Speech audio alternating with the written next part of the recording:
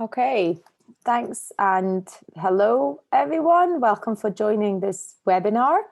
What we'll talk about today is open access publishing opportunities for authors from Uganda through EIFL agreements. My name is Romy. I'm the EIFL licensing program manager. And my colleague Irina, I think, is on the call as well. She manages the open access program. So I don't know if our colleagues from the Ugandan Library Consortium have managed to join or not. Drake raised his hand. Okay, hi Drake, thanks for joining. But we've set up this webinar together with them really to give you a bit of an overview of the opportunities that they are for publishing in open access through these EIFL agreements. Before I start, just a couple of comments. I've recorded the webinar because we had over 100 registrations, so I will email everyone who registered and is not attending so they can watch the recording later, and also we put it on the EIFL website if you want to go and see it later. So if you're watching this later, thanks for watching. If you have any questions or comments, please put them in the chat or the Q&A, and I'll probably just have a look at the end, because while I'm presenting, I don't see the messages. Everybody is muted, but if at the end you want to ask a question, I can always allow you to speak.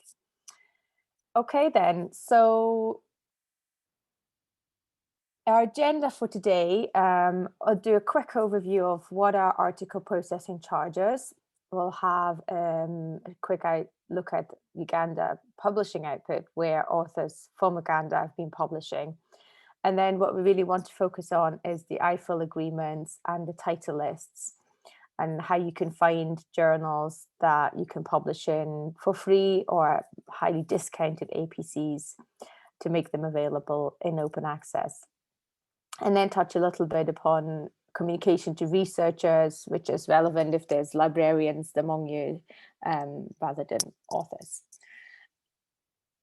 Okay, so in case you're not familiar, maybe this is, old news to everyone, but just thought we cover the basics of what are APCs, the article processing charges. And these are fees that authors pay in order to have their article published in open access. And they cover the cost of article publication. So it covers things like running the peer review system, copy editing, typesetting, and hosting the article on a dedicated server. And this is paid after an article has been peer reviewed and accepted for publication. So the decision on APC payment is really separate from the decision to accept a publication. So I think sometimes there can be a perception that it's some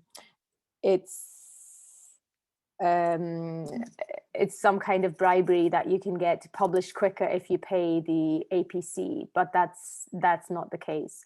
It's really quite separate. The people that make the decision on whether your article is good enough to be published are very different from the people that charge the APC. And then what's the difference? Some journals are obviously fully open access journals where all the articles are published in open access, whereas others are what we call hybrid journals. And we'll see this in the title list as well. And there the author has a choice. So you can choose to publish the article in subscription, so in a closed journal and closed access, and then there's no APC. But you can also choose to publish it in open access. And the difference is really in terms of both who pays and who can read. So if you publish in closed access, as an author, you don't pay, but the library then needs to pay to be able to read this article. Whereas if you publish in open access, generally you need to pay an APC, but then the article is free to read. But there's a caveat. There's also quite a lot of journals that are open access, but they don't charge. So I've given you here a screenshot of the DOHA, and you can see there that this is the directory of open access journals. There's over 11,000 journals without APCs. So there you can publish in open access and you don't charge a fee. So this is separate from the EIFL agreements, but I just wanted to point it out. And then what are the advantages in open access? Like I said earlier, everyone can read your article. Anyone from around the world can read it. Also, there's no subscription cost for libraries. And as an author, it really means that more people can read it, you get more downloads, you get more citations, and you can have more impact on other researchers by making your work more accessible. And then who pays the APCs? So these are generally paid by research funders through research grants, but we also know that some authors pay them out of their own pockets. And in some cases, institutions are now starting to pay APCs on behalf of researchers. And increasingly, libraries are taking charge of this in discussions with publishers. Perhaps you've heard about terms like transformative agreements or read and publish agreements, which are agreements that combine any subscription spend with article processing charges. So they take charge of that money to make sure authors don't need to pay themselves separately. And then just to clarify, what a lot of these agreements mention the term corresponding author.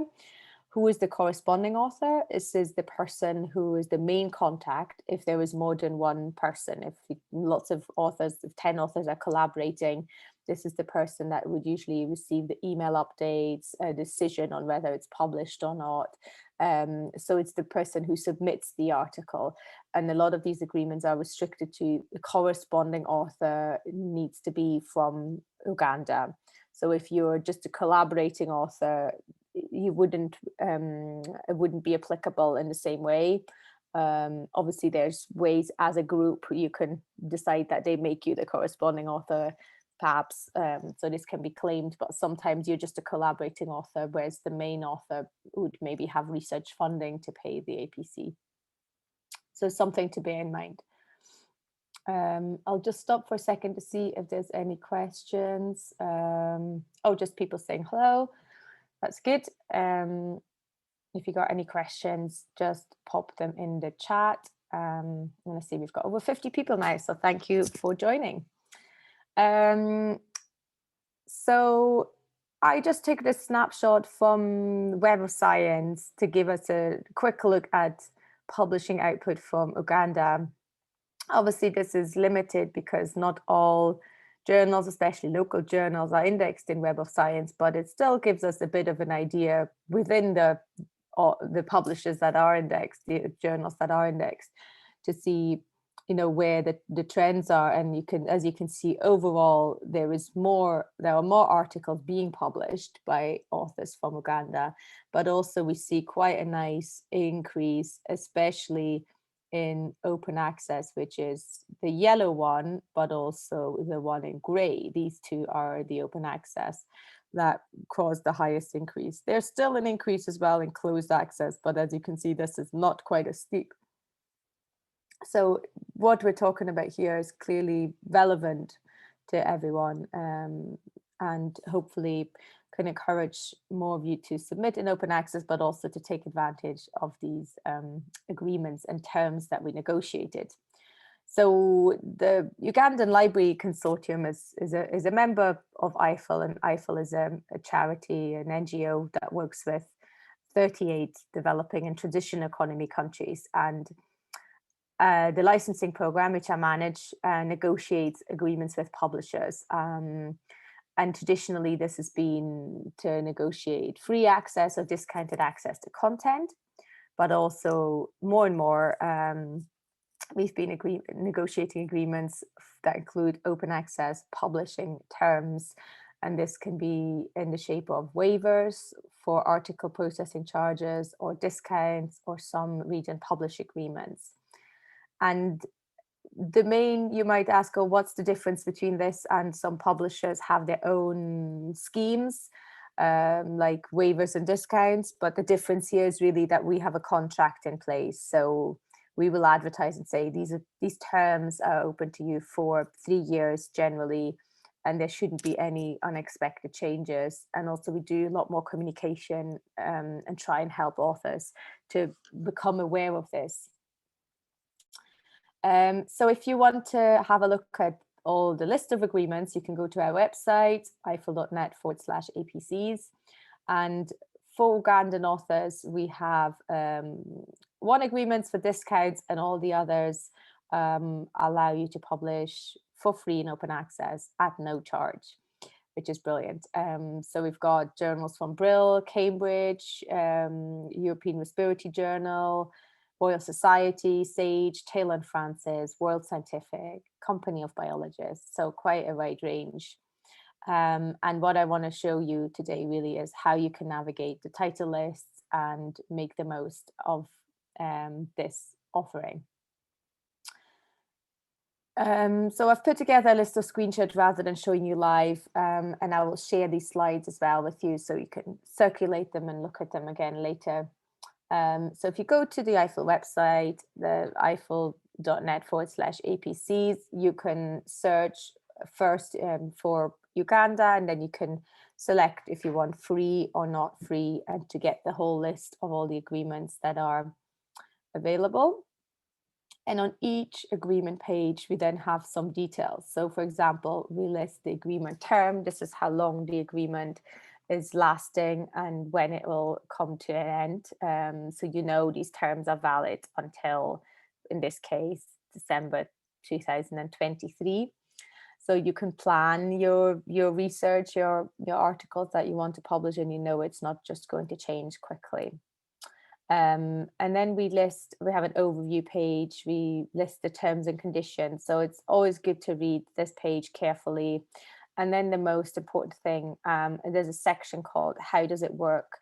Where we go into detail. In most cases, it's an automatic recognition. So you shouldn't need to do anything as an author when submitting.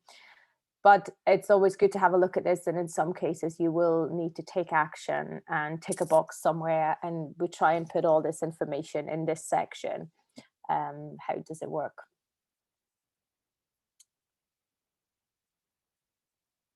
And then in some cases, we've done some webinars with a publisher where they show us their system and the details of like where you need to submit and how does it work. So that information is also on these specific agreement pages. And here's the direct link to 3 of those webinars that we've done with Cambridge, Sage, and Taylor and Francis. Some of them are a couple of years old now, and I think the systems have changed. So we're looking to update those when possible. And like I said, I will share the links so you can have a look at them later. And then what we'll look at in a bit of detail is the title lists. So at the bottom of all these pages, there's a section that's called Where Else Can I Publish in Open Access? And if you then click on Uganda, you get to a page where you can download the list of journals that are included in, where Ugandan authors can publish for free or at discounted APCs. Like I said, the discounted one, it's actually only one publisher with 6 journals. So most of them, it's waivers, so free open access publishing, no APCs. And this is not a very pretty link, but that's the link that will take you to this page where you can then click the download button to get to the Excel. So these title lists are updated when we add new agreements. So that's why we have this link, and everywhere on our website that you can access the title lists, I always update them. So it's always the same list, no matter where you access it from. But I would recommend that you always work with the link and the latest version in case there's any changes. And these, like I said, they're quite specific. So they're specific for authors from Uganda because some publishers don't include some countries. So it's always good to work with a specific list. And we list the different conditions if there's any, but also there's filter options and you can search across the Excel. So at the top of the list, we'll also state when the Excel was last updated. I've actually just done an update. So if you look at it, probably in the next few days, you will see that it says August 2021, because I've just made some changes. We got an updated list from Sage. You can then filter by subject area, whether it's waivers or discounts. So if you want to filter out the journals that are not free, that was only a discount. And you can also limit it by publisher if you know, or actually I'm really interested in Sage, I only look at their journals. You can do that. And the other thing that's quite good is that you can search the Excel by putting in a keyword. So although there's a subject search, each publisher uses a different classification for the subject areas, and maybe they're quite broad and you're looking for something specific. And I had this one researcher who emailed and said, oh, have you got any journals on food science? And I was like, well, actually, I don't know. But you could do a search in the Excel and it will search all the words. So if you do a search for food, for example, it comes up with this Journal of Agriculture and Food Industrial Organization, which might not be what you want, but it's a quick way to scan through it. And this, as you can see, is actually classified as business economics. So you might not find it within the subject classification, but if you do a search, you can get a bit more detail to hopefully find a journal that's relevant to your research. I'll do another quick stop to see if there's any questions about these title lists. Hope I'm not going through this too quickly.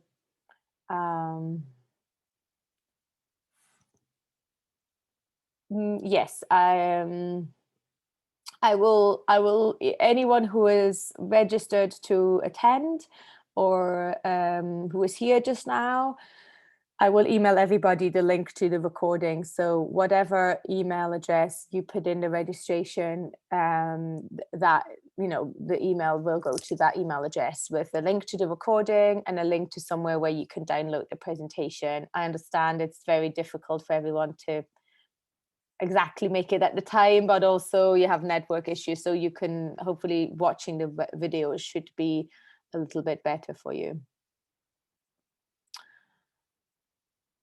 Okay, then I quickly wanted to touch on communication to researchers. So we really try to do a lot of work there to make researchers more aware. So we've sent some emails to any authors that published an article in the last 3 years, to let them know about these title lists and sending basically the link to the list. And we've had quite a lot of positive responses. So I did this last year and again this year, quite a lot of work, a lot of emails, but it's lovely to hear from people to say it's relevant and it's useful. So please feel free to share the title list with your colleagues. And if you're here from a library, here are some suggestions of things you could do to reach out to researchers, such as discussing it with the communications people at your library and putting information on the library website, the university website, social media, any email mailings that you do, but also to email researchers directly, to email staff and discuss it with different departments. So there's a lot of outreach you can do. Obviously, you could run your own little webinars like this if that's something that your program offers. But the most important thing really to take away from this is this link to the title list. And I wish this was a prettier link that you could just tell someone. So I will actually, I don't know if I can put the link in the chat. So you can copy it and bookmark it. This link will never change, but the title lists will change. So that's why it's good. Yep. Okay, I've got some questions here. This is the end. So any other questions that you have, feel free to put them in the chat or the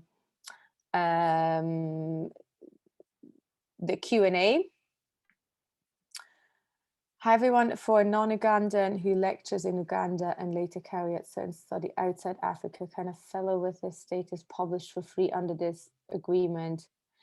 Yes, so sorry, I've not explained this very well. So it's the corresponding author, I said from Uganda, but what it means is affiliated with an institution in Uganda. So you don't need to be Ugandan nationality, but if you live in Uganda and you study and lecture in Uganda, you would be able to take advantage of this, because obviously your address is linked to Uganda. If you pick an institution, it would be an Ugandan institution where you're based. So you should be able to do this. Okay, that was the same question. So do we have any other questions? Or Irina, if you'd want to jump in, if there's something else that you want to add that I missed.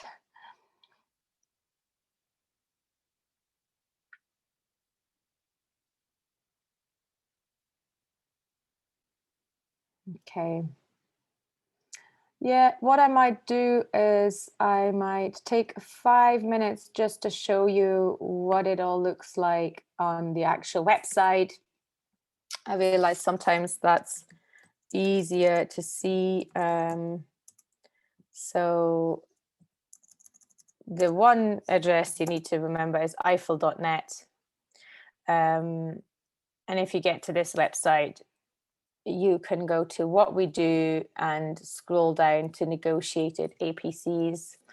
And this will take you then to the EIFL.net APCs page, where you have details of the different agreements. And here you could select your country and say, okay, I only want to see the agreements where I get free APCs, so waivers. And here you get the full list then. You can select one page and here's some information about the subjects, the publisher, how long does it last, terms and conditions, if there's any restriction, it will be mentioned here. And the other ones work very much the same. Like I said, the section on how does it work is always good to scan to see, is it automatic recognition or do I need to tick a box somewhere? So please check that back on that. And from here you can then also access these title lists and download it in Excel. But also if we go to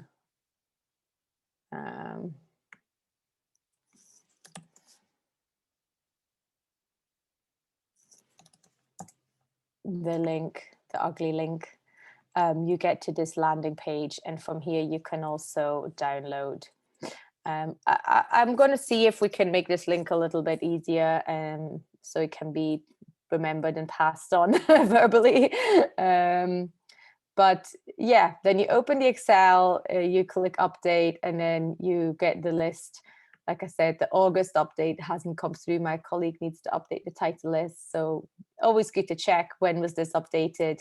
And then you've got the option to scroll through and select different subject areas, bearing in mind that the classifications come from the publishers and they're not consistent across the different publishers, but will hopefully help you a little bit to navigate through it. And again, if you want to see only the free APC, free publishing and the waivers, you can narrow that down. You can narrow down by publisher. You can also, we have impact factor here. So I forgot to mention that if you want to take out all the zeros and all the blanks, you will see only journals that have an impact factor. There's also, in some cases, there's hybrid journals included where the author always have a choice. So if for some reason you want to exclude them, you can obviously do this by filter to only show the fully open access journals. And these title lists, I forgot to say this, I'm doing this, include the URL to the journal. And obviously you need this to submit your article. So if you've narrowed things down and you find a couple of articles, a couple of journals that you think might be relevant, the next thing for you to do is visit the journal website and obviously read the instructions for authors, make sure your article really matches. I mean, this is where we get into the how to submit your article for publication, which is not what I'm covering today. We actually have another webinar somewhere on the EIFL website that covers this, but that would be, you know, the next step is to go to the journal website and submit your article and make sure it matches those requirements. And in most cases, we have given the APC list price. Since it's all waivers, it doesn't apply so much to you. But if, let's say, you are interested in the journals that offer a discount, I think it's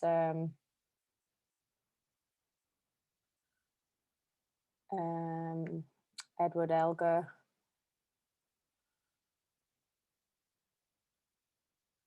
You could determine what the actual price is. You say, okay, it's 50% discount. I know the APC is 1,200 British pounds.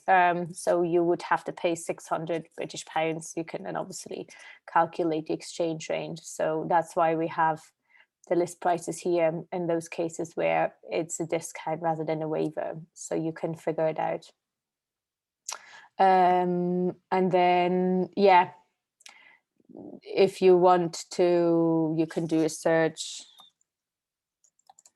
look for keywords. I know this is quite a broad one, but if you have like a more specific keyword that you want to look for, it might be in a journal title, and you could pick it up this way to navigate through the title list and find relevant journals.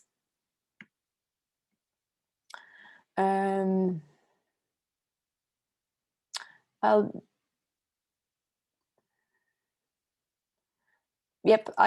send all the links and the slides and the recording to everyone. Thank you for pointing that, for asking that. So I will be shared. Can you highlight the procedures for publication to social science journals? I mean, this doesn't cover social sciences specifically. So you would have to follow the guidelines of the individual journals in terms of formatting and what type of journals they're looking for.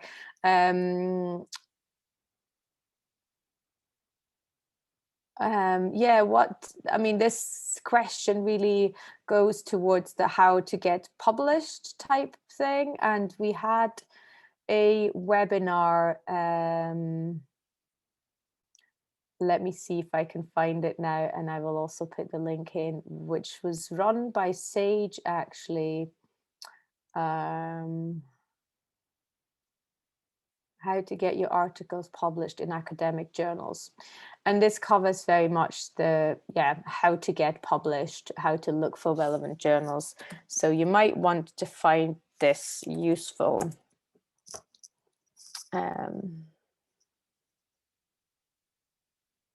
Okay.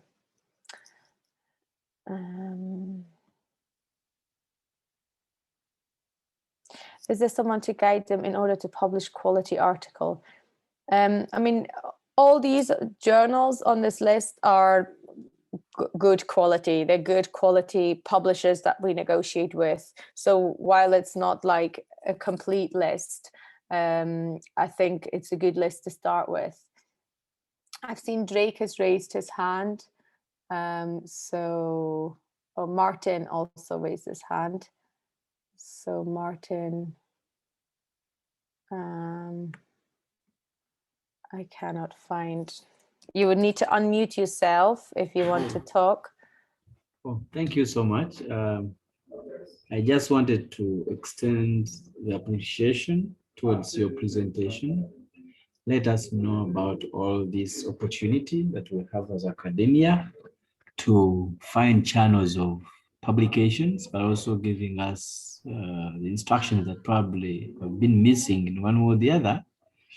And it has been very clear. I think the links you connecting, I mean, you forwarding to us, we can follow through to access all this information as it were. So I have a business background. I'm a lecturer at School of Business. Thank you so much. You're very welcome. Thank you. Drake, I also allowed you to speak, so if you want to talk, you can talk. I think you raised your hand. Yes, Romy, thank you very much for this presentation. I just want to throw some more light on the affiliation bit. If the person belongs to an institution in Uganda, does it necessarily have to be part of the consortium, Uganda Universal Libraries, or not? No, That's actually, the agreements don't say the author has to be part of an institution that's part of the consortium. It's actually, we want to make it as simple and as broad as possible.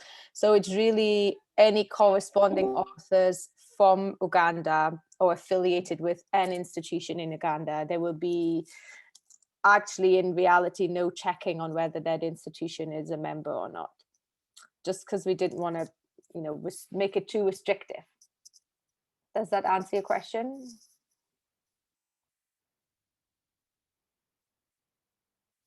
I hope so. Okay.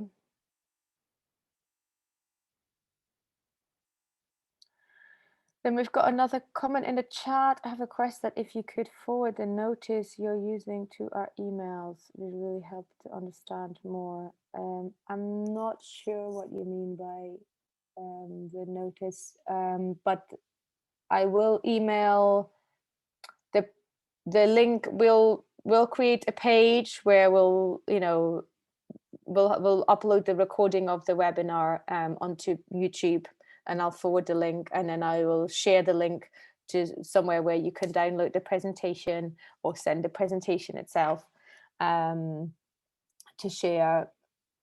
So you should be able to, and that includes my contact details as well. So if there's any questions, I also put them in the Q&A in the chat. So if there's any questions, feel free to contact me. But also, really, Drake is actually your first point of contact for Uganda, as he's the EIFL licensing coordinator. So Jake, perhaps you could put your email address in the chat as well. If people have questions, they can contact you first of all.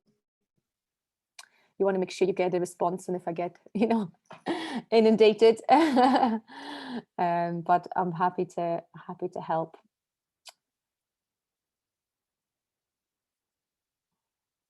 Okay, I'm going to